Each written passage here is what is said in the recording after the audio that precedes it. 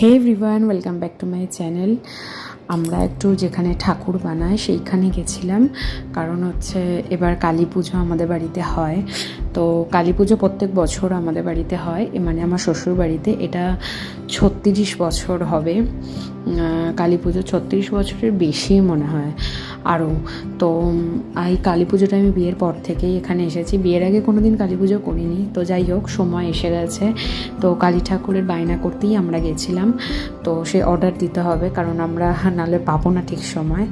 তো এখানে একটা লক্ষ্মী ঠাকুর তৈরি হয়েছে, মানে আজকেই ওরা নিয়ে যাবে। লক্ষ্মী ঠাকুরের মুখটা কি মিষ্টি। আরও অনেকগুলো ঠাকুর রয়েছে, এগুলো সব কালী পুজোর ঠাকুর, মানে যেখানে যেখানে অর্ডার দেওয়া রয়েছে। তো তাদের বেসটা রেডি হয়ে গেছে। তো আমরা ওখানে গেছিলাম, আমার মেয়ে, আমি আর আমার শ্বশুর আর আমার বর। তো আমরা 3-4জন মিলেই গেছিলাম, মেয়েকেও এখন কাউন্ট করতে হবে।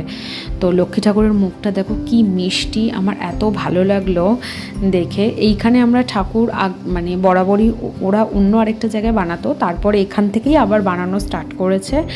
উনি ছিলেন না বলে, যেখানে আগে বানাতেন সেই দাদু ছিল না বলে, তারপরে এখান থেকেই দেয়। তো এখানে একদম এক্স্যাক্টলি যেটা হয়, মানে একদম সেই ঠাকুরের মুখের আদলেই বানায়, একদম দারুণ হয়, অসাধারণ। আর এই যে এই ঠাকুরটাকেই বায়না করেছে, তো এই ঠাকুরটাকে ওরা মানে আরেক কিছু ব্যাপার রয়েছে সেইগুলো বলেছে, তো সেইগুলো ওরা আর কি ঠিকঠাক করে আর কি ওটাকে রেডি করবে। তো আরেকটাও লক্ষ্মী ঠাকুর ওখানে রেডি হচ্ছিল, কালার হচ্ছিল। আর এখানে অনেক ক্ষতি হয়ে গেছে, যে বন্যাটা হলো তো অনেক জল জমেছিল, তো জলটা অনেকটা ঠাকুর মানে প্রচুর ক্ষতি হয়ে গেছে। আর দেখো যেখানে রঙগুলো থাকে সেইগুলোর ভিডিও করছিলাম আমি, আর এখানটা ওদের রান্না করে, ওরা কত কষ্ট করে জীবনযাপন করে। আমরা সেই প্রতিমাই বাড়িতে এনে পুজো করি, আর ঠাকুর কিনতে গেলে আমরাও দাম দর করি, সবাই করে সেটা। তো যাই হোক, অনেক কষ্ট করে তা ওরা সমস্ত কিছুই রোজগারগুলো করে। আর বাড়ির সামনে থেকে এখনও দুর্গাপুজোর ভাসান যাচ্ছে, আমরা সেই ভাসান এখনও দেখে যাচ্ছি। তো আমরা এই পারে দাঁড়িয়ে রয়েছি আর ঠাকুর যাচ্ছে। বাই।